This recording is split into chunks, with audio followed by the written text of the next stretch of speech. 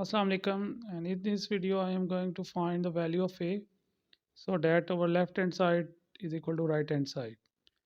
Basically I follow the BODMAS rule. So according to the BODMAS rule, first we have to perform division.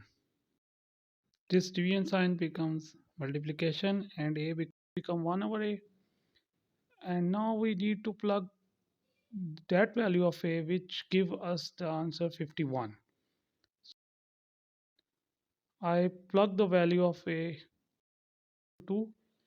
So eventually these two cancel 4 and we get 2 here, and just now we left with 2 multiplied by 5 multiplied by 5 plus 1.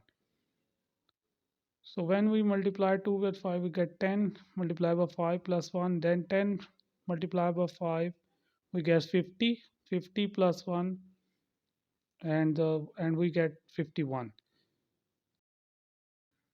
It means that a is equal to 2 gives the correct answer.